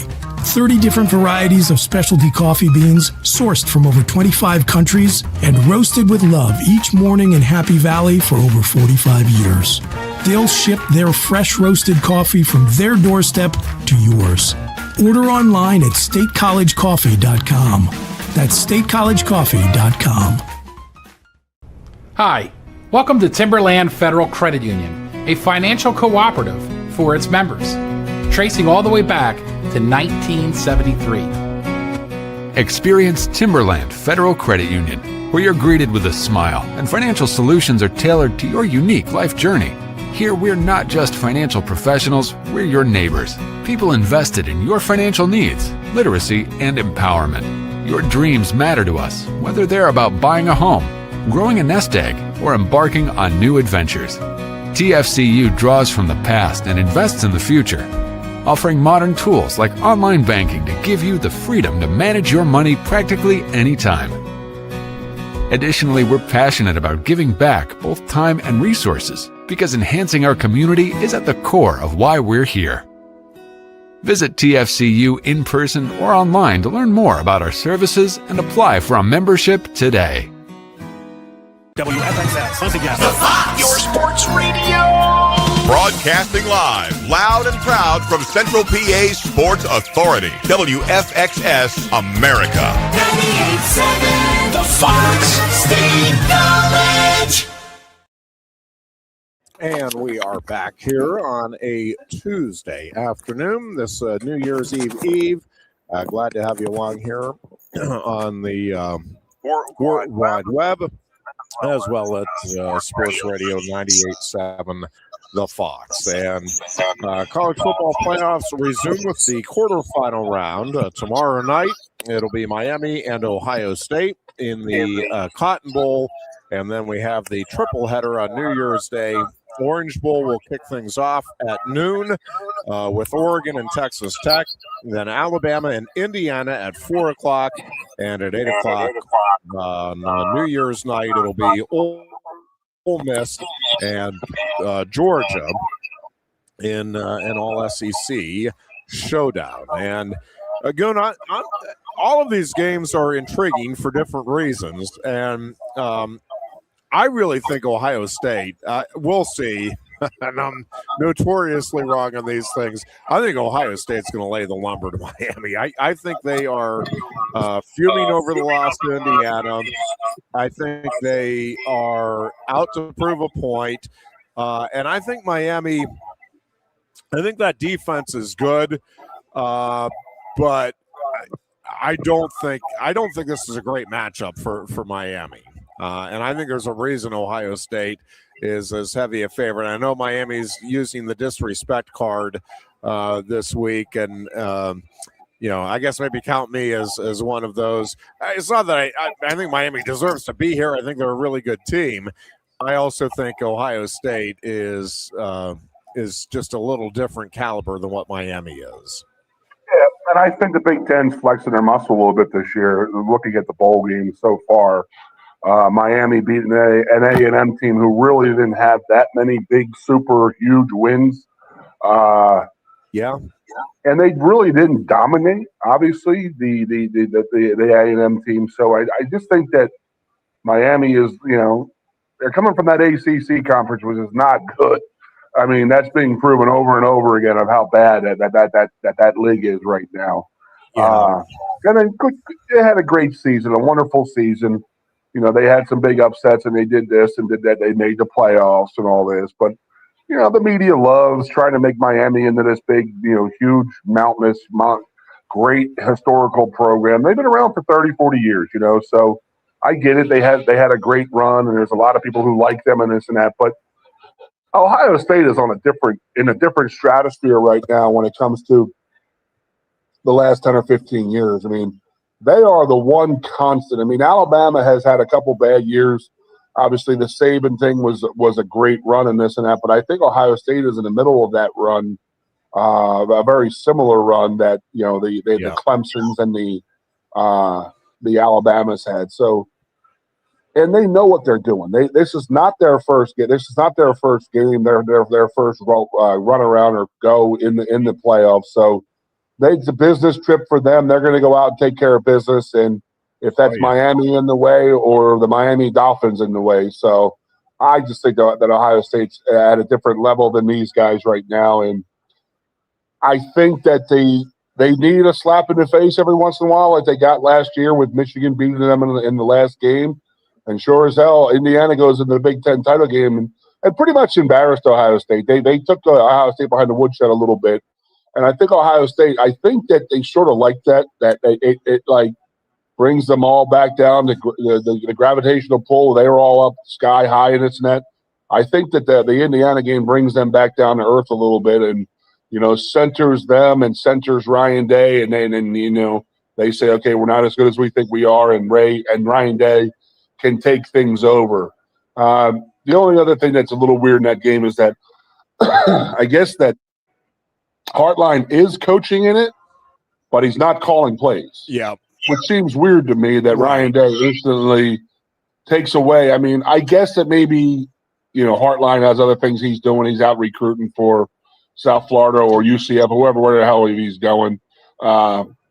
He's probably doing that, and Ryan Day probably said, you go do that. I'll take care of the offense this week and all that. So it'll be interesting to see what happens if there's any kind of lull or difference in the play calling with Ryan Day calling the games. But I really do like Ohio State in this game. I don't think Miami is all that. I don't think they were all that all year, and they beat a pretty suspect Texas A&M team in the first round. And don't get me wrong, they're in the playoffs, so God bless, good for them.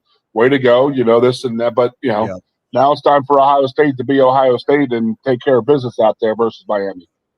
Yeah, and I actually think that we'll see how it plays out, but I think having Ryan Day call the plays is I have even more confidence that the Buckeyes win this game and win it fairly comfortably. I mean, I'm not sitting here telling you they're going to blow the doors off of Miami, but I think they're the better football team, and I don't think it's all that close. And, I think they'll win by a couple of touchdowns anyway, 14-17 points. I really do. I just think they're better on both sides of the ball, and I think they're dialed in now in a way that maybe they haven't been. Well, I guess they were pretty dialed in for that Michigan game, I guess. Yeah.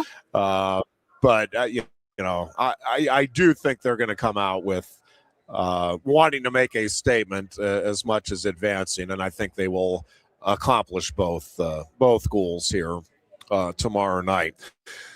The Oregon-Texas Tech game, to me, Goon, is just a fascinating matchup because while Oregon's defense is good, and Texas Tech certainly has a formidable offense, this Oregon offense against Texas Tech's defense is one of those matchups that you could spend. I'm glad we get to see it in person. You could spend a lot of time, I think that defense would have been able to shut down even that offense, or I think that offense would have been able to score. Well, now we get to see, head to head, how do they match up? Because I do think Oregon has one of the best offenses in the country, and Texas Tech certainly statistically has one of the top defenses in the country. Yeah, and then Texas Tech is that team that no one really knows about, in my opinion. They can play, man. I got a buddy who's a Texas Tech guy, so he's been hammering me all year to check them out and watch these guys. And well, hold on, watch these boys. They gotta get it. We'll watch this Tech team go. But yeah, they're pretty damn good. I mean, I think they might surprise Oregon out there. I mean, down there at the Orange Bowl. I really do. I think that if there's going to be one of those like nationwide, people are going to think that Oregon is going to roll all over Texas Tech, and I don't think that's going to happen whatsoever. I really think that Texas Tech's going to win the game. I just think that people don't really know about Texas Tech because they play in a shabby conference in the Big 12, and they really didn't have the huge competition. So I think that this is their way of coming out and just I think that they're going to be ready to play and put themselves on the national scene. They have a huge NIL draw. They might be the classic example of what money can buy nowadays, and that is that you can buy a hell of a damn football team. So they got some pretty big heavy hitters out there pumping some money into the program, and they're getting some damn players, and they're getting coached up pretty damn good. So it will be interesting to see how Oregon does against that team, because Oregon does have a good team, especially on the offense. But again, like I said, I'm predicting. I think that Texas Tech is going to win the game, but and that's more of a surprise because I think that people are going to suspect that Oregon is going to run all over, and it's not going to happen. I think that Texas Tech is a lot better than people are giving them credit for. How about Texas Tech being the last Texas team standing, outlasting Texas and Texas A&M? And again, they want the state of Texas. Yeah, and not terribly surprising when you really look at it. Again, the people in the know in football thought Texas Tech had acquired enough talent to make this type of a run this season. But to see that defense play with the passion it does, no question that they have the talent, but they I do think they have bought into being a team and to being there for each other.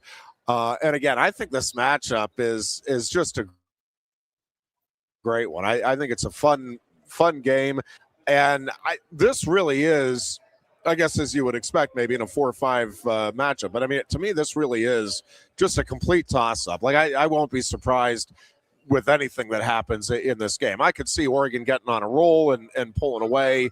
I'd be surprised if either team just completely blows the other one out. But yeah, I could see either team winning by a couple of scores at the end. But I'm anticipating it'll come down to the final drive and both teams having a shot to win, depending on what happens in that final drive. And I just think it's a great coaching matchup. I think it's a great NIL matchup. I just think it's a great matchup. I'm excited to see that game kick things off on New Year's Day. And then Alabama, Indiana, we've been talking about it all along, Goon. It is so wild that it is that these are the two teams that meet historically. One of the worst, if not the worst, football program in D1, and historically maybe the best program in all of college football. But this year, clearly, with good reason, Indiana is the favorite in this game, and Indiana has played the better, more consistent football to this stage of the season. And I think Indiana wins it. I won't be shocked if Alabama goes out there and beats them. But I just think the thing you would worry about normally with Indiana is, oh man, like they're going to get caught up in the moment. And, having a Heisman Trophy winner for the first time in program history and dealing with all of the distractions. And all of that is certainly a potential pitfall for them.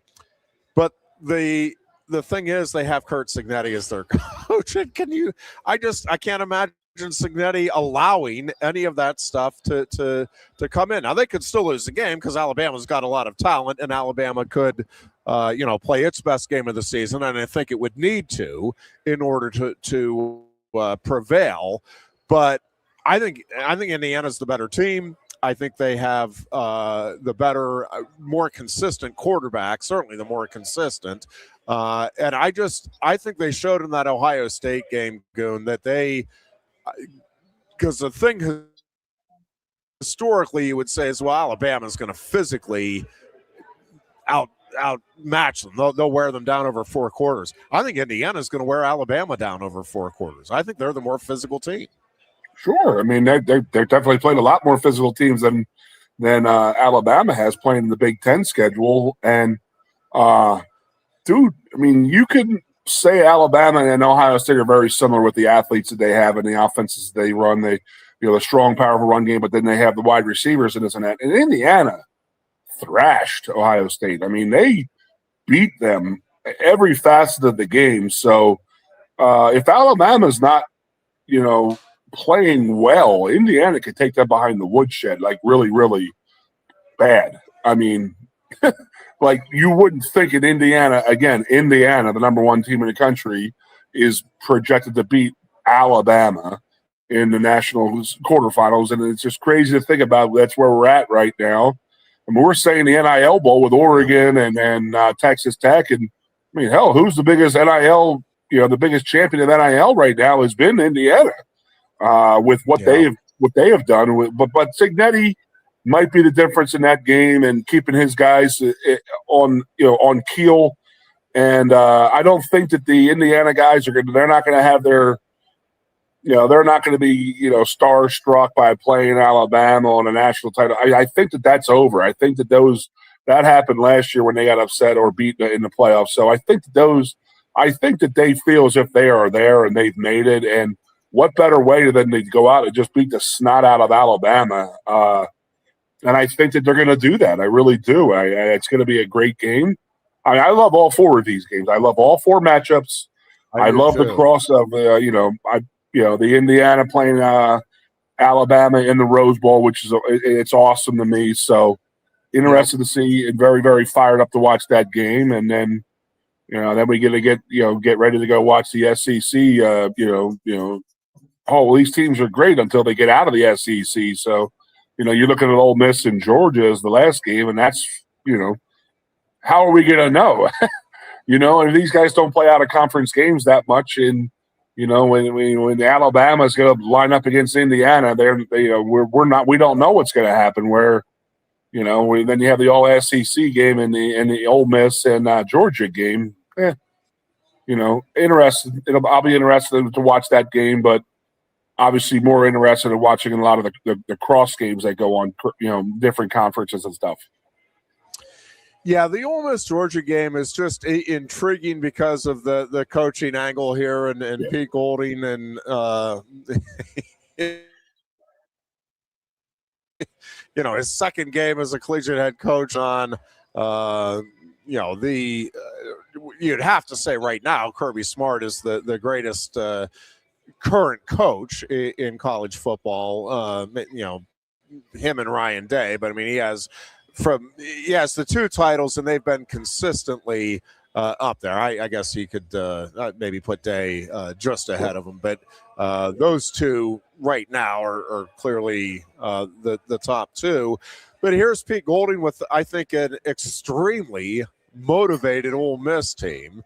And they're a very good team, obviously, but I think they're playing with maybe as big a chip on their shoulder as anybody in the playoffs and wanting to kind of send a resounding statement to their former coach now in Lane Kiffin. And so I think that matchup is also just really intriguing because you have the constant force there and the longtime coach and Kirby Smart against kind of the relative upstarts, if you will, but more so, again, just a team that wants to prove a point here desperately and has a chance to do so against the standard bearer in their conference. I just think it's a unique storyline or a couple of storylines in that game that will unfold as well. And I don't know. I won't be surprised at all. I'm kind of leaning toward Ole Miss in that one, Goon, and maybe it's the I'm letting the emotions affect my thinking on this, because I mean, if you went man for man down both rosters, I think Georgia has the more talented roster. But I just think this Ole Miss team is on a mission right now. I really do, and I think Pete Golding is. Yeah, we'll see. Long term, I don't know, but I think he's a good coach, and I think he has these guys very much believing in what it is he's preaching right now. Yeah, it's a lot to step up for, with Lane leaving and stuff like that. And you're right, the players do got a chip on their shoulder, because it's going to be like, it wasn't the coach, it's the players. We did this, so I wonder if that's the chip on the shoulder that they're bringing right now. Because Lane does get a lot of credit for that team, but I mean, he's got some superior athletes on that team with some great football players. So, and he's got some good coaches that, some of them have stayed back. I mean, Charlie Weiss's kids calling plays and all that. He's doing the offense. So it's very interesting to see. And you're right. They can take that mantle away from Georgia right now this season and saying, hey, this is our division. This is our conference now. The SEC runs through Mississippi now. It'll be interesting. 4 great games, and then we got Michigan, Texas. Obviously, I want to see how that goes. I mean, that's like the loser bowl with like all the everything that's going on with Michigan and how many guys are playing or not playing for Texas.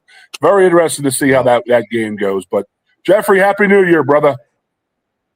Happy New Year. We'll talk to you again a week from today. Enjoy all of the football, and until next Tuesday, be good and be safe, and yes, happy 2026. From decorating the tree to family dinners, gift exchanges, and get-togethers, the holidays are filled with traditions. Why not start a new one this year with a Kia during the Season of New Tradition sales event at Lion Country Kia?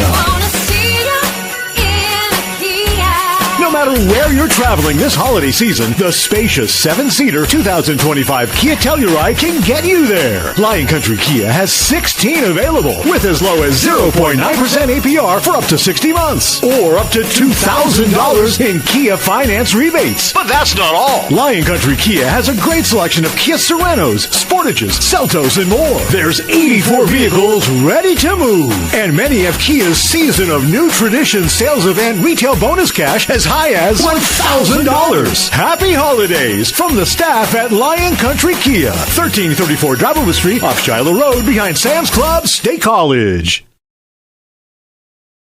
If you love wings, if you love rings, and all kinds of other tempting things, great times, great food, get to Quaker Steak Lube. Get our Best Wings USA, signature sauces, mouth-watering appetizers, or any of our delicious award-winning lube favorites. Great times, great food, get to Quaker Steak Lube. I'm the Modelo Recruiter, and I'm looking for fans with good hands and great speed. The ones who stay focused and never miss a play. They go the distance on game day, even when their team is away. I'm always watching, always looking to reward more full-time fans. Because football isn't really football without you. Lusk & Associates Sotheby's International Realty proudly presents the introduction of our new State College office at 314 South Borough Street in State College. At Sotheby's International Realty, we advertise locally, nationally, and internationally, bringing the best of advertising and promotion to each and every one of our properties, big or small. Call now. A lot has changed about State College. One thing that hasn't is W.C. Clark's Coffee Roasters on 234 East Calder Way. 30 different varieties of specialty coffee beans sourced from over 25 countries and roasted with love each morning in Happy Valley for over 45 years. They'll ship their fresh roasted coffee from their doorstep to yours. Order online at statecollegecoffee.com. That's statecollegecoffee.com. Hi, welcome to Timberland Federal Credit Union, a financial cooperative for its members, tracing all the way back to 1973. Experience Timberland Federal Credit Union, where you're greeted with a smile and financial solutions are tailored to your unique life journey. Here, we're not just financial professionals, we're your neighbors, people invested in your financial needs, literacy, and empowerment. Your dreams matter to us, whether they're about buying a home, growing a nest egg, or embarking on new adventures. TFCU draws from the past and invests in the future, offering modern tools like online banking to give you the freedom to manage your money practically anytime. Additionally, we're passionate about giving back both time and resources because enhancing our community is at the core of why we're here. Visit TFCU in person or online to learn more about our services and apply for a membership today. WFXS, once again, the Fox, your sports radio.